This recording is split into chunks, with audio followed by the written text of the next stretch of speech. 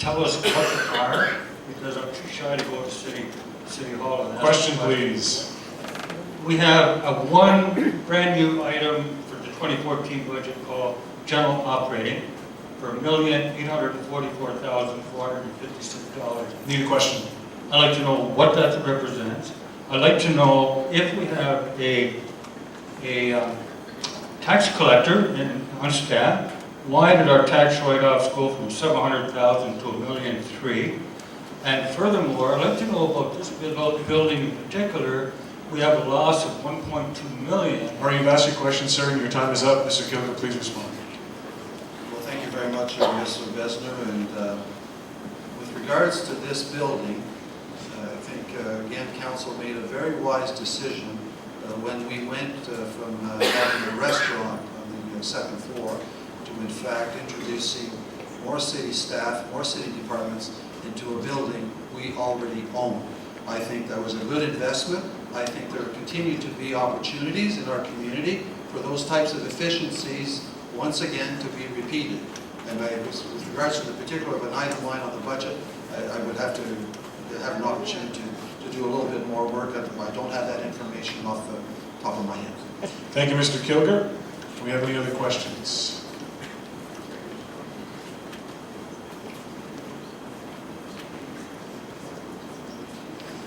Hi, my name is Claude Jasmine, and I'm going to direct my, because I know exactly where the mayor stands on this, because I've had a closed door meeting with him about the infrastructure. They have a lot. We know exactly where the infrastructure is now, and as far as the mayor and Mr. St. Marcel, they both told me that it's failing. There's a lot of problems in the city for sewers and whatnot. My question is for Mr. O'Shaughnessy. What are you going to do about the failing infrastructure? Because we're in desperate need of sewers in this city. Thank you for the question. We'll let Mr. O'Shaughnessy respond. I wasn't at that meeting, so I don't know what was said. Oh, it didn't take place either, according to Bob. It never took place. Not a closed meeting. Yes, it was a direct meeting between myself, you, and Mr. Sampson out in the hallway of the city council.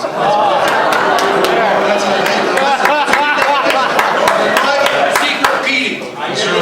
O'Shaughnessy, the floor is yours if you want to keep, we have 30 seconds. I never said it was secret. Excuse me, sir. I'm just saying I know where you stand. No, let him Mr. speak. O'Shaughnessy has the floor. Thank you very much. Okay, thank you. You've got 25 seconds left. First of all, when you're talking about the city's infrastructure, I do not believe for 1 minute that John St. Marseille said that.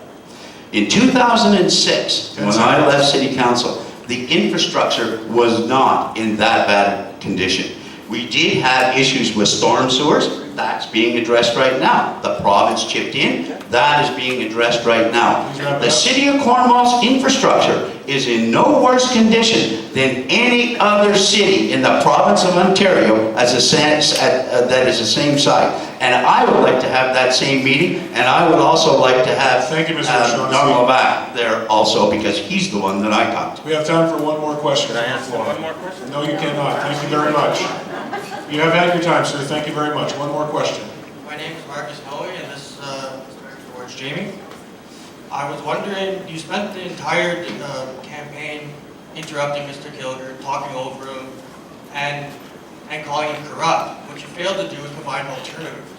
So based on that, is this entire election a joke to you, and are you wasting our time?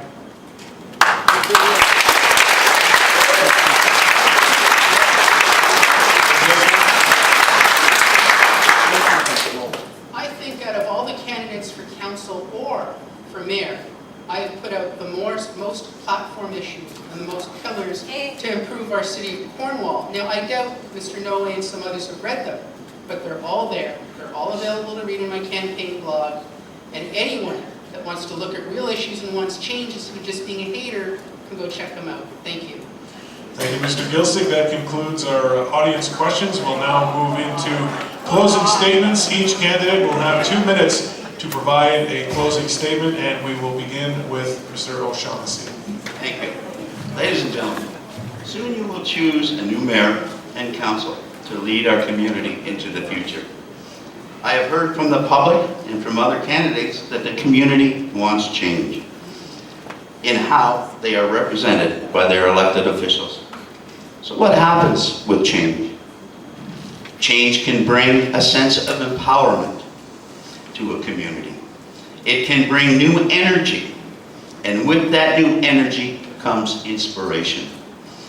If your new council can harness that new energy from you, and if they become inspired to do better, and if they work hard, good things will happen and the community will benefit. I would like to thank the Chamber of Commerce for providing me the opportunity to speak to you this evening, and I respectfully request your consideration on October 27th. Ladies and gentlemen, is it time to embrace change? If so, real change begins at the top. Thank you.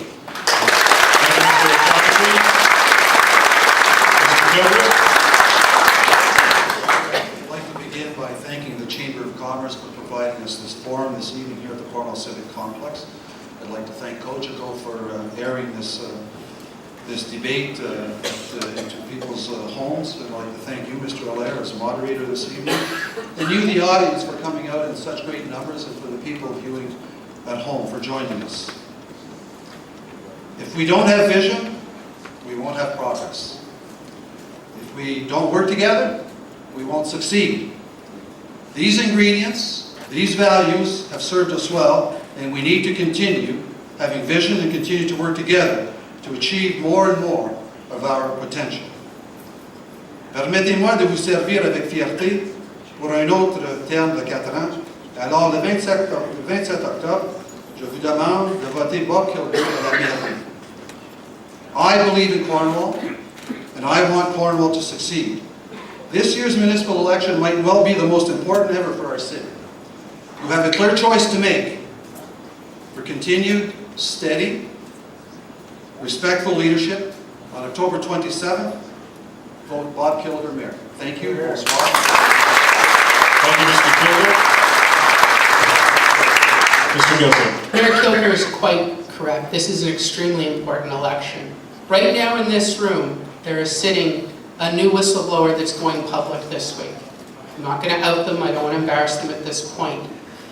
If you want whistleblower cases, if you want corruption, cronyism, if you want the population to stay at 46,000, if you want companies like Walmart to get corporate welfare while your small business is going down the tubes, if you want to keep driving down Pitt Street on Saturday night wondering where everybody is, or Montreal Road and seeing how many empty stores there are, you have a choice.